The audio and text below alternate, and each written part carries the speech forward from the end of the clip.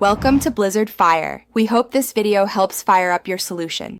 You begin by confirming the source list contains a stable key and the display field you want to pull. This is why a unique ID helps.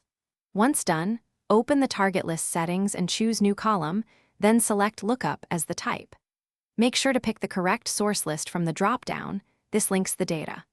Also set whether multiple values are allowed and whether to enforce relationship behavior, because those choices affect deletes and integrity.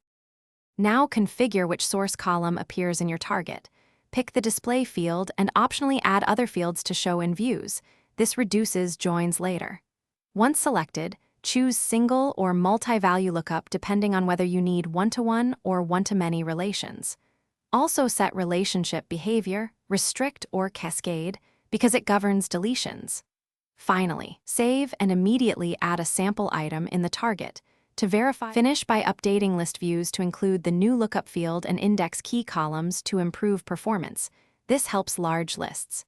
If lookups show blank, first confirm you have read access to the source and that the source column isn't deleted or renamed.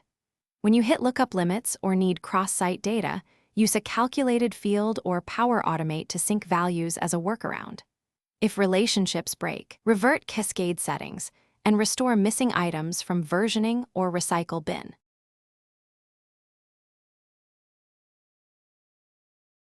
Thanks for watching. If you found this helpful, don't forget to like and subscribe.